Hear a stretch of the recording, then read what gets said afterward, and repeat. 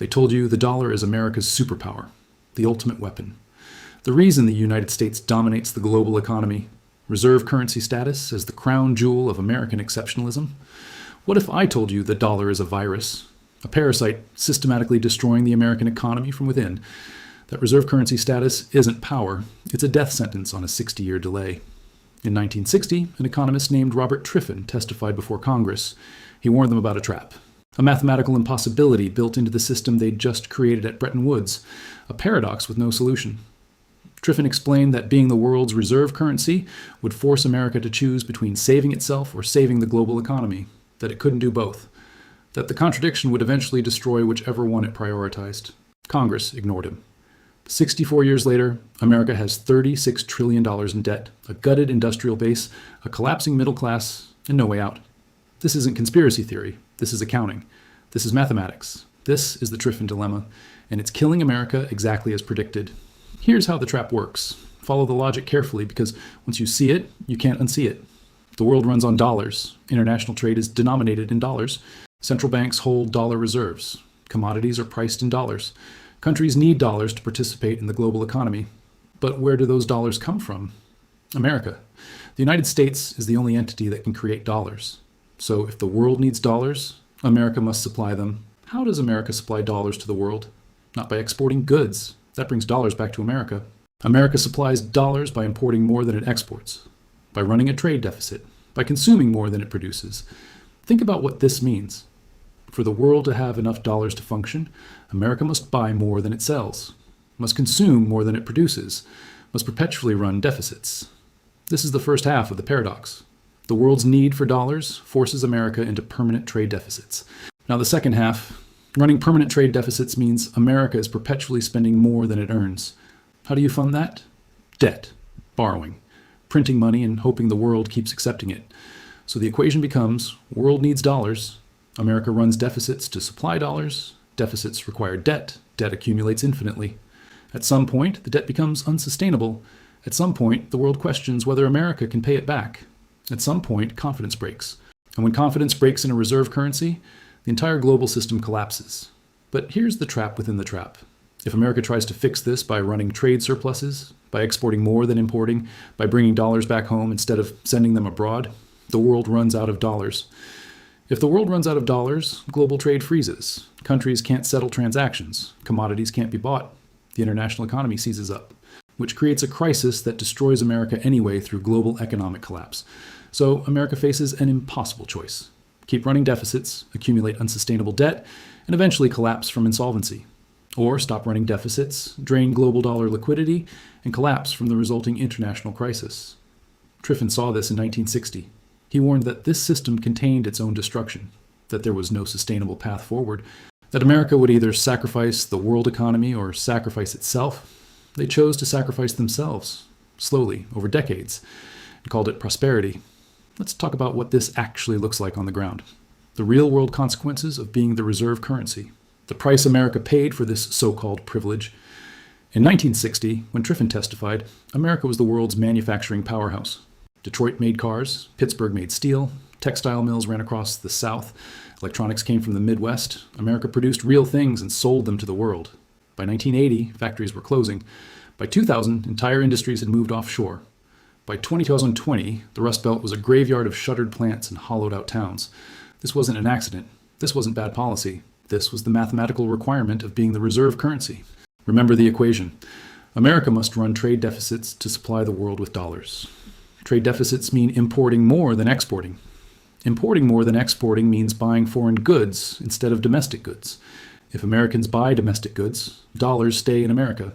That doesn't supply the world with dollars. For the system to work, Americans must buy foreign goods, must send dollars abroad, must consume what others produce. So American manufacturing becomes structurally disadvantaged. Not because American workers are lazy or American factories are inefficient, because the reserve currency system requires America to be a consumer, not a producer. The strong dollar makes imports cheap and exports expensive, makes it cheaper to buy from China than produce domestically, makes it impossible for American manufacturers to compete on price. Factories close, not because they're unprofitable in a vacuum. They close because operating in the reserve currency country makes competing with foreign producers mathematically impossible when your currency is artificially strong. Detroit dies Pittsburgh rusts. Textile mills vanish, not because of bad management or lazy unions, because being the reserve currency requires sacrificing domestic production to supply global liquidity. The middle class that built America on factory wages evaporates, because those factory jobs move to countries that aren't burdened with reserve currency status, countries that can run trade surpluses, countries that can manufacture competitively because their currency isn't artificially inflated by global demand. This is the Triffin Dilemma in practice. To be the world's bank, America had to stop being the world's factory. To supply global liquidity, America had to gut its industrial base. To maintain reserve currency status, America had to sacrifice the middle class that made it a superpower. Politicians call this the exorbitant privilege, the ability to print money the world must accept, the power to finance deficits indefinitely, the advantage of having your currency as the global standard. But privilege for whom? Not for the factory worker whose plant closed and moved to Mexico, not for the steel town that became a ghost town, not for the middle-class family whose wages stagnated for 50 years while costs soared. The exorbitant privilege benefits banks, financial services, and anyone who profits from dollarized global trade. It destroys anyone who produces real goods domestically. America traded its industrial base for financial dominance, traded making things for managing money, traded productive capacity for the ability to run infinite deficits. Triffin warned this would happen. He said reserve currency status would force deindustrialization, would create unsustainable imbalances, would eventually collapse under its own weight. And here we are. So where does this end? What happens when the contradictions become unbearable? America's national debt is $36 trillion. That's 120% of GDP. It's growing by approximately $2 trillion per year. The interest payments alone exceed the defense budget. This isn't sustainable. Everyone knows it. But nobody can stop it, because stopping it means triggering the collapse Triffin predicted. If America stops running deficits, the world loses its dollar supply. Global trade contracts, international finance freezes. The resulting crisis crashes the global economy and America with it.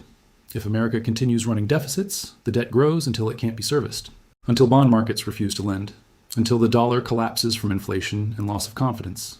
Both paths lead to collapse. The only question is timing and mechanism. America is in the late stages of the reserve currency cycle. History shows how this plays out because it's happened before. The Dutch had the guilder as reserve currency in the 1600s. They deindustrialized, became financiers instead of producers, accumulated debt, eventually lost reserve status when confidence broke. Their empire ended not with military defeat, but financial exhaustion.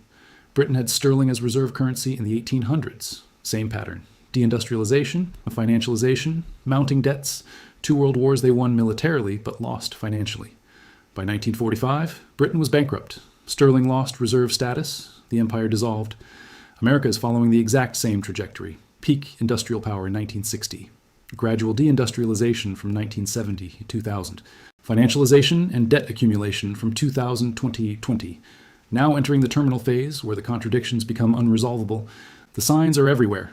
Allies questioning dollar dominance, BRICS countries creating alternative payment systems, China and Russia trading in yuan and rubles, central banks diversifying away from dollar reserves. And these aren't random events, they're symptoms of late-stage reserve currency decline. The confidence that holds the system together is cracking. When confidence breaks, it breaks fast. Sterling dominated for a century, then collapsed in a decade. The transition from world reserve currency to former superpower, struggling with debt, happens quickly once it starts. America is approaching that inflection point. The debt is unsustainable, the trade deficits are permanent, the industrial base is gutted, the political will to make hard choices doesn't exist.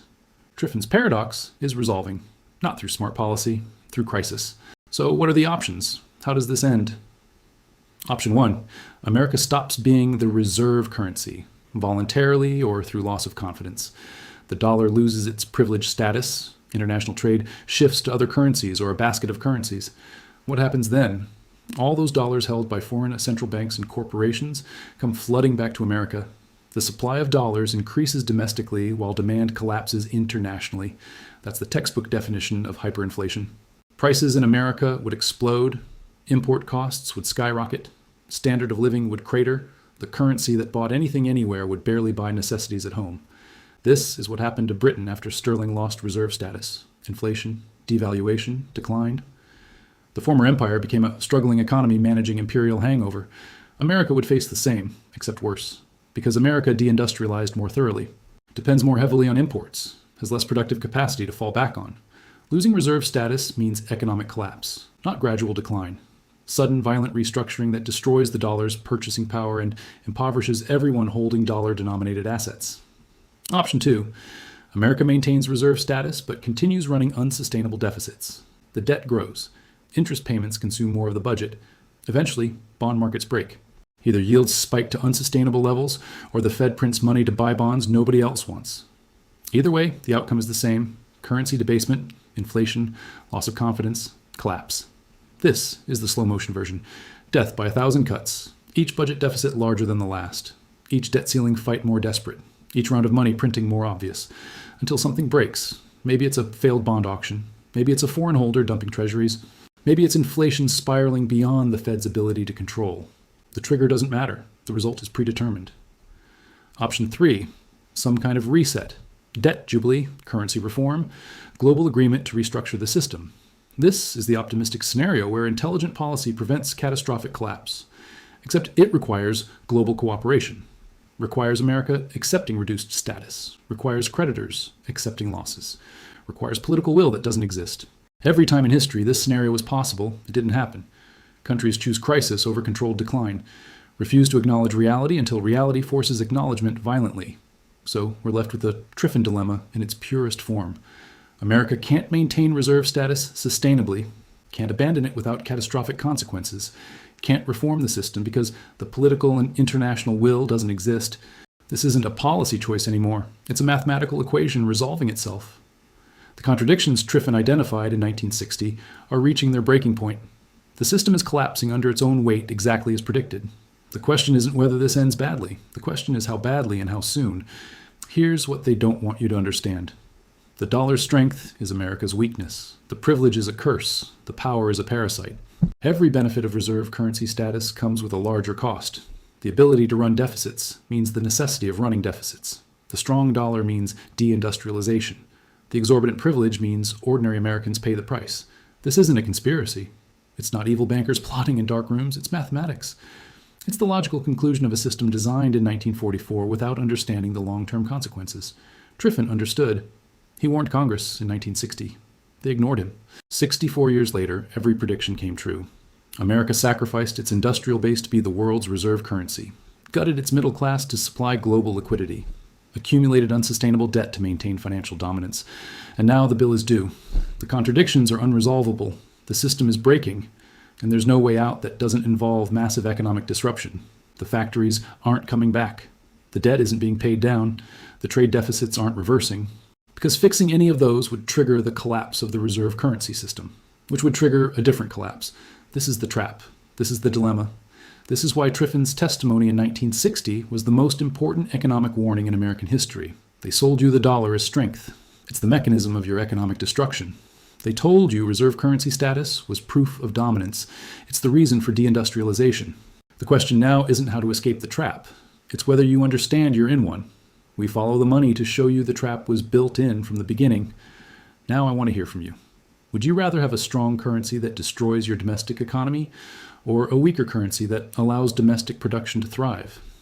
Is reserve currency status worth the price America paid? Or was Triffin right that it's an unsustainable curse? Drop your answer in the comments. Strong dollar or strong economy?